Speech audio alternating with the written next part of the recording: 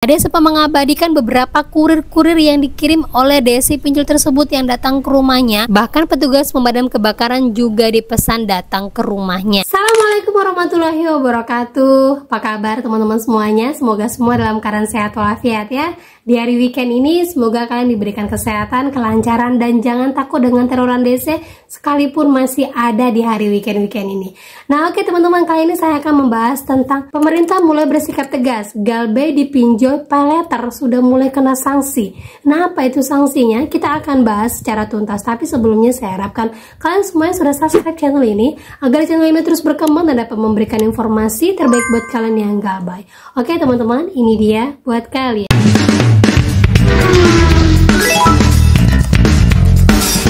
Oke teman-teman, sebelumnya saya mau informasikan dulu ya, ada berita dari Kalimantan yang mana ada seorang wanita yang melaporkan salah satu pinjol yang tidak pernah dia gunakan tapi terus-terusan meneror, bahkan setiap hari akan datang orderan fiktif ke rumahnya, dan alhamdulillahnya dia sudah didampingin oleh pengacara untuk melaporkan kejadian ini karena psikologinya sangat terganggu. Nah berikut informasinya teman-teman ya. Jadi buat yang punya galbay di pinjol ilegal atas nama aplikasi ini, kalian perlu waspada. Karena apa? Informasinya, korban berinisial SH, ia menceritakan dirinya menerima teror ancaman menakutkan melalui pesan WA. Kejadiannya sejak Mei, ada pesan masuk dari nomor tidak dikenal menagih utang pinjol, padahal saya tidak pernah berutang dimanapun.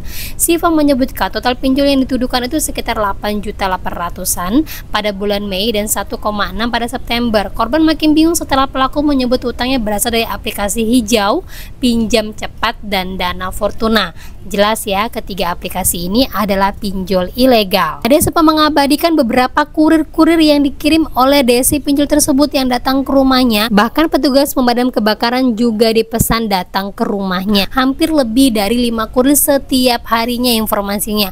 Karena semakin tertekan dan psikologinya terganggu, akhirnya dia coba laporkan ke polisi didampingi oleh pengacara. Di sini pengacara menjelaskan bahwa kategori korban dugaan tindak pidana seperti pemerasan, pencemaran nama baik, serta pengancaman dan teror. Karena tindak pidana ini dilakukan melalui media elektronik, maka pasal yang kami kenakan adalah pasal 27 dan 2B serta pasal 29 UU ITE. Pasal itulah yang kami laporkan ke Polda katanya. Jadi ingat ya, sudah jelas ya, ini pelajaran bahwa kalau sudah ada namanya pencemaran nama baik, pemerasan, dan teror di mana-mana, itu jatuhnya tindak pidana.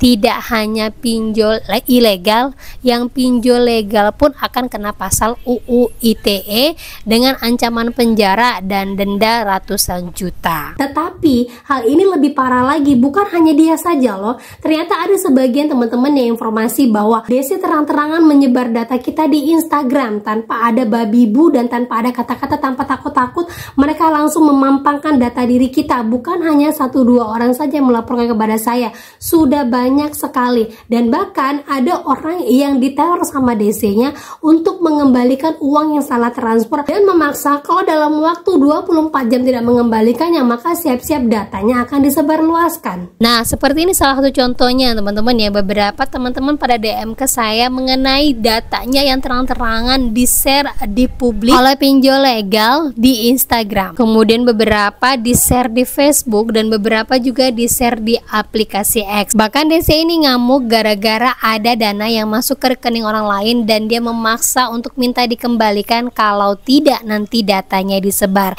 Padahal di sini jelas sekali si DC ini menggunakan data orang lain untuk mengambil pinjol dan pura-pura salah transfer. Nah yang bisa kalian lakukan saat ini adalah jika kalian menemukan data diri kalian secara terang-terangan di-share di publik seperti Instagram, Facebook, dan juga aplikasi X, kalian tinggal ambil aja kutipan UU ITE ataupun UU penyebaran nama baik kalian di Google, kemudian DM semuanya para DC-DC yang menyebarkan data kalian seperti ini.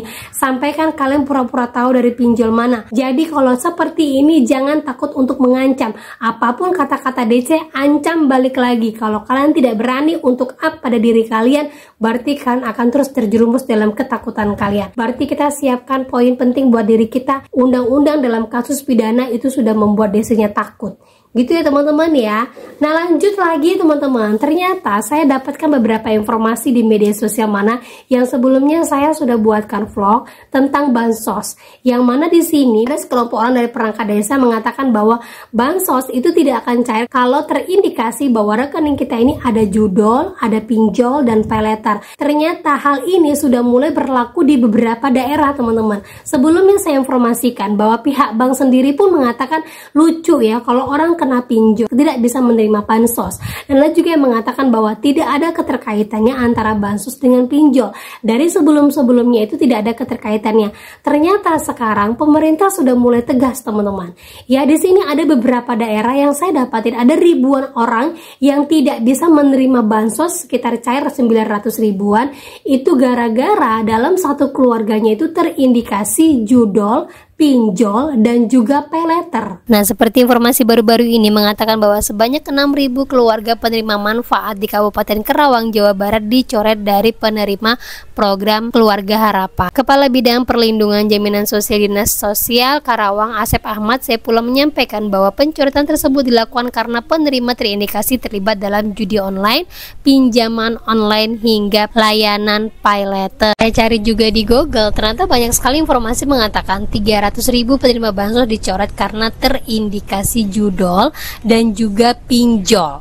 Kemudian lagi ada yang mengatakan bahwa bansos ini baru-baru teman-teman ya, bansos sosial dicabut, 10.000 penerima di Sumatera Selatan terindikasi judol dan juga pinjol. Nah, setelah saya cari lagi informasi mengatakan bahwa bansos dari pinjol, menurut Menteri Koordinasi Bidang Pembangunan Manusia dan Kebudayaan pernah menegaskan bahwa bansos tidak akan diberikan kepada penjudi online. Namun sejauh ini belum ada pernyataan resmi dan atau regulasi secara eksplisit melarang atau mencoret penerima bansos yang terjerat pinjol.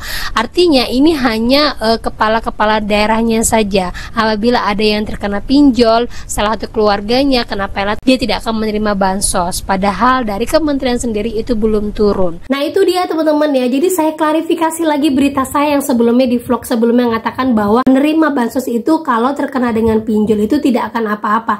Ternyata sekarang ini beberapa daerah sudah mengklaim itu boleh. Berarti kalau kita tarik garis lurus, beberapa daerah-daerah yang pemerintah daerahnya sudah menormalisasikan yang mana kalau penerima bansos itu tidak akan menerima bansosnya apabila terindikasi judol dan juga pinjol serta pay letter, itu masuk ke dalam 10 kategori provinsi dengan kredit macet.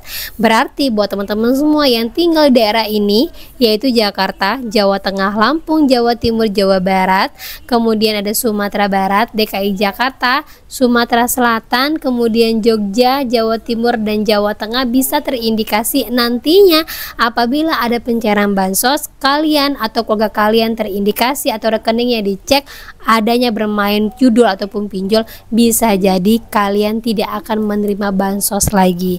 Karena kalau kita lihat di depan tadi ya, itu ada Jawa Barat, Karawang, kemudian Sumatera Selatan, itu adalah daerah-daerah dengan kredit macet tertinggi di tahun 2025. Lagi buat teman-teman semua juga yang penerima bansos ataupun PKH, seandainya ibu kalian ada yang menerima bansos, sampaikan kepada keluarga kalian. Kalian sedang coba untuk memperbaiki keuangan kalian, mohon untuk dukungannya. Nah, pelan-pelan mungkin keluarga akan menolaknya, tapi saya yakin keluarga juga akan menerimanya. Karena saya yakin sekali semua yang diawali dengan niat baik akan berakhir dengan baik juga.